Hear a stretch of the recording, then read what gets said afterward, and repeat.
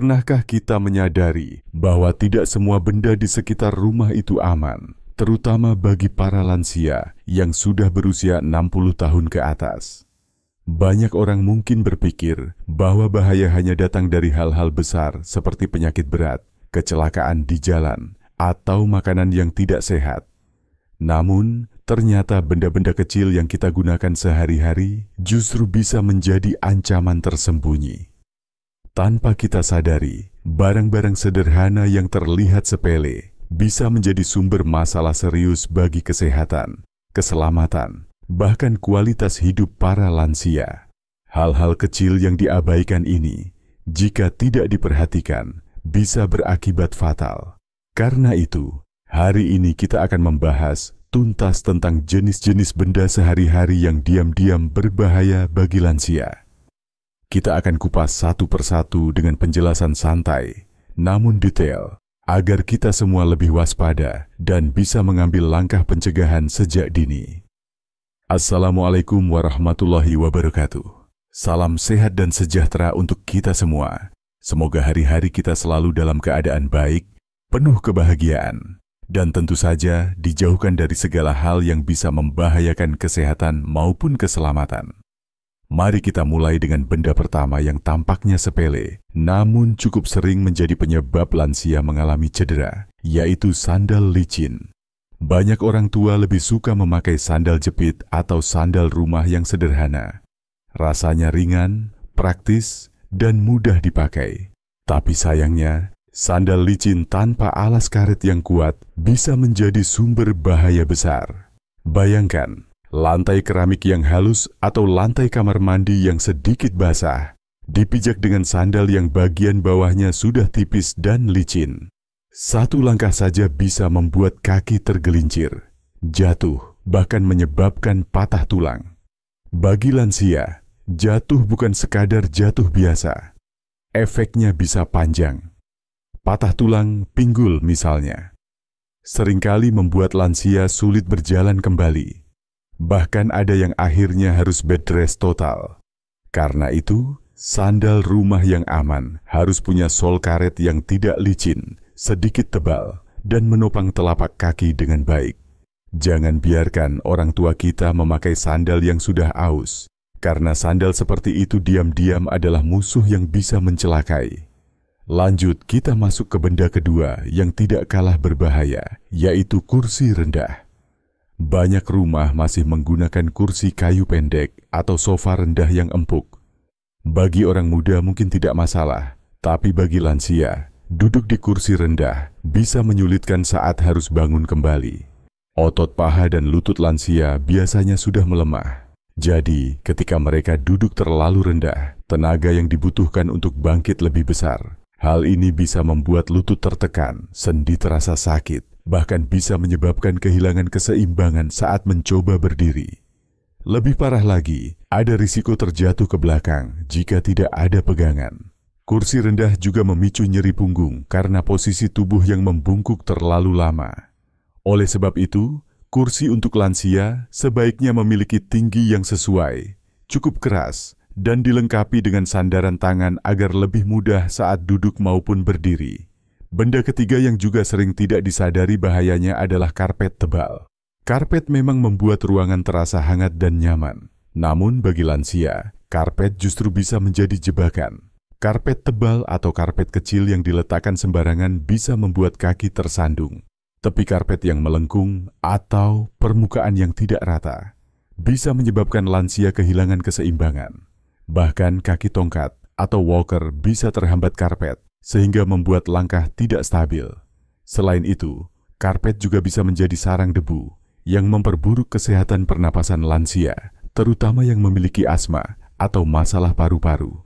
Jadi, kalau ingin memakai karpet, pilihlah yang tipis, menempel kuat ke lantai, dan pastikan tidak ada ujung yang terlipat. Berikutnya, benda yang tampak sederhana tapi diam-diam punya risiko serius, yaitu botol minum plastik yang dipakai berulang kali.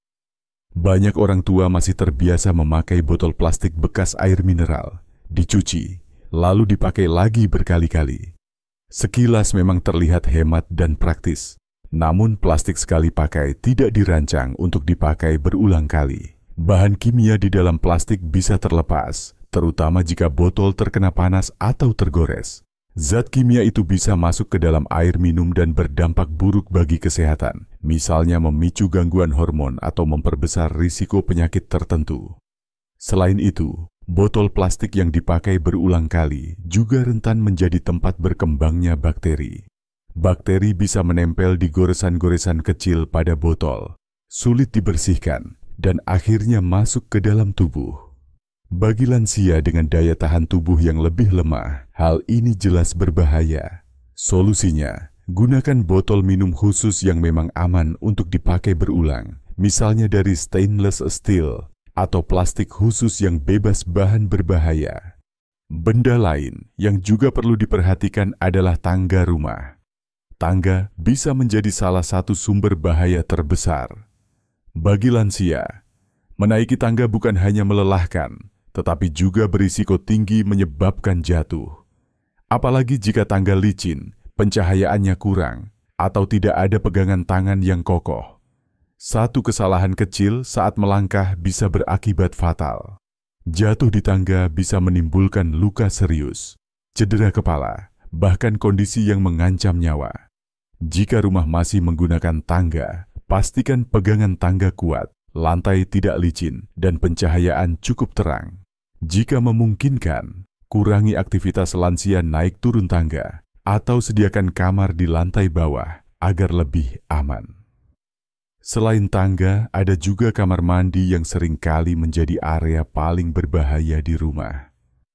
Lantai kamar mandi yang licin, genangan air, atau tidak adanya pegangan dinding bisa membuat lansia tergelincir dengan mudah. Banyak kasus jatuhnya lansia terjadi justru di kamar mandi. Karena itu, sangat penting menambahkan alas anti-slip di lantai, memasang pegangan di dekat toilet maupun shower, serta memastikan penerangan cukup. Jangan lupa juga menyediakan kursi mandi khusus bagi lansia yang kesulitan berdiri lama saat mandi. Hal-hal kecil seperti ini bisa sangat membantu mengurangi risiko kecelakaan. Berikutnya, mari kita bahas obat-obatan yang tidak teratur penempatannya. Banyak lansia memiliki berbagai macam obat untuk diminum setiap hari. Jika obat-obat itu tidak disimpan dengan rapi, mudah tertukar, atau diminum dengan dosis yang salah, maka bahaya besar bisa terjadi. Mengambil obat yang salah bisa memperburuk penyakit, bahkan bisa mengancam nyawa. Karena itu, sebaiknya gunakan kotak obat dengan sekat harian agar lebih mudah diatur.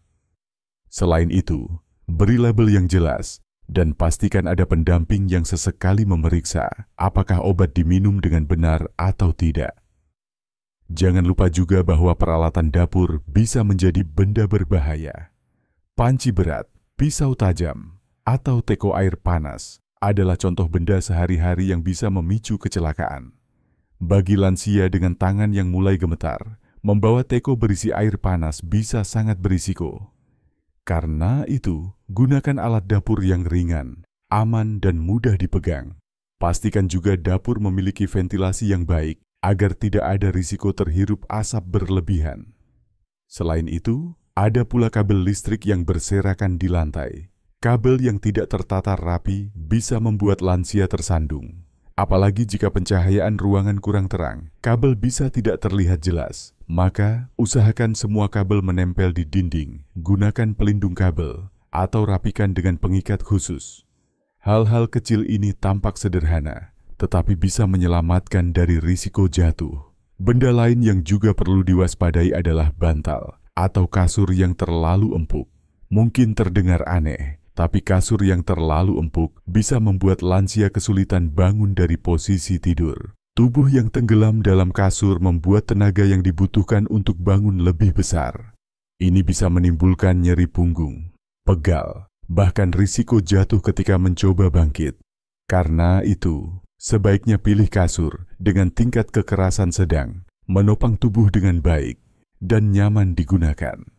Kalau kita perhatikan, ternyata banyak sekali benda sehari-hari yang diam-diam bisa membahayakan lansia Dari sandal licin, kursi rendah, karpet tebal, botol plastik bekas, hingga kamar mandi dan tangga rumah. Semua itu seakan-akan tidak berbahaya, padahal justru sering menjadi penyebab kecelakaan yang serius. Maka, mulai sekarang mari kita lebih peduli.